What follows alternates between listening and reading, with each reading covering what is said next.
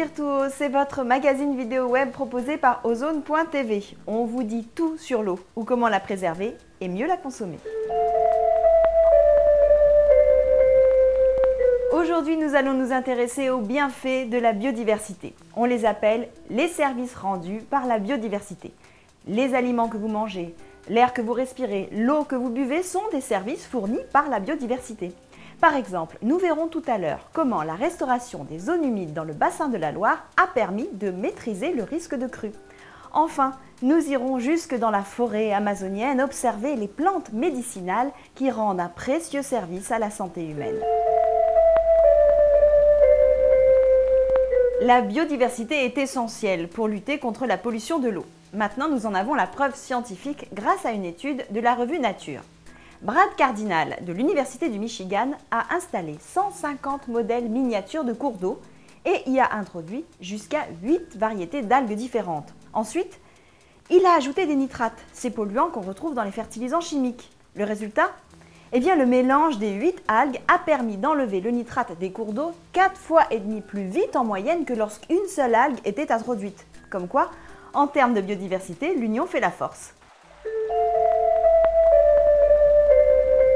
L'Allier a toujours été un fleuve indomptable. Lorsqu'il pleut beaucoup, il déborde, creuse ici, dépose des sédiments là et déplace les méandres qui font jusqu'à 1,5 km de large. Ce fonctionnement unique en Europe n'est pas facile à supporter pour les riverains. Mais malgré tout, ils ont tout intérêt à le faire. Pour respecter l'espace de liberté de cet énorme serpent, les pouvoirs publics et plusieurs associations ont décidé de restaurer et d'entretenir les zones humides de la plaine alluviale qui ont un rôle de tampon naturel pour l'eau. Donc la réserve naturelle du Val-Allier constitue la deuxième zone importante pour les oiseaux après la Camargue, puisqu'il y a environ 250 oiseaux nicheurs. Donc on a vraiment une grande biodiversité. Sous nous, en fait, on a la nappe alluviale d'accompagnement de la rivière. Et cette nappe alluviale, c'est un réservoir immense d'eau potable, puisque ça alimente 60% de la population du département de l'Allier. À partir de 1998, il y a eu des démarches pour acheter des terrains au plus près de la rivière.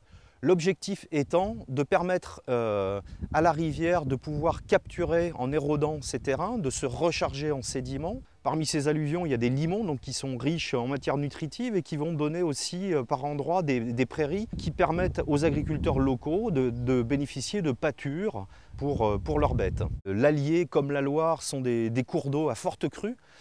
Quand on a une prairie, le sol est beaucoup moins érodé. D'autre part, il y a des phénomènes effectivement d'auto-épuration. Les bras morts, les anciens tracés, bras morts ou boires, qui ont une végétation, une ceinture végétale autour de la zone humide proprement dite, qui elle aussi joue le rôle de filtre naturel en se nourrissant de ces éléments comme les nitrates. Cette dynamique fluviale, la mobilité de l'Allier, est vraiment un facteur prépondérant pour tous ces équilibres. Maintenant, imaginons ce qui se passerait si l'on occupait les berges de l'Allier pour d'autres usages.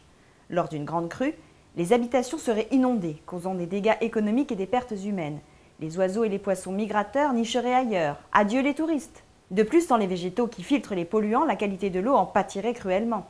Heureusement, les berges sont encore verdoyantes et fourmillantes de biodiversité. Le fait de préserver la forêt en Amazonie permet aussi d'éviter la disparition de certaines plantes guérisseuses et donc de toute une tradition.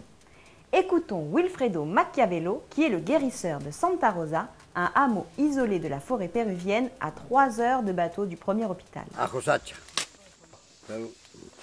Ils sont là très fort et donc on fait une décoction très puissante pour traiter l'arthrite. Esta planta que es el Chirixanango, yo lo considero como la reina de toda la medicina tropical, la medicina tradicional, porque cura una serie de enfermedades, comenzando desde las úlceras internas y externas, y principios de cáncer. Et comme pour la plupart des plantes, c'est la qualité de la diète qui va déterminer la qualité du traitement. Esta planta es una purga vomitiva, o sea, con esta planta se puede curar hasta la drogadicción. C'est le rebouteux de la forêt avec une partie spirituelle aussi très marquée et qui vient des Indiens. Con la semilla que es la papa, un tubérculo, haciéndolo secar en polvo, la mujer, el momento de hacer el uso sexual con un hombre, lo utilice introduciéndose dentro de la vagina para que el hombre cuando tenga la relación nunca se olvide de esa mujer. Si vous voulez poser des questions à Wilfredo, cherchez la page Pura Vida & Co sur Facebook et rejoignez la communauté du projet de reforestation et de conservation de la forêt vierge. Voilà, je vous le dis tout bas, le dire tout haut, c'est terminé pour aujourd'hui. Si vous en voulez plus, connectez-vous sur ozone.tv pour partager les infos de l'eau. À bientôt!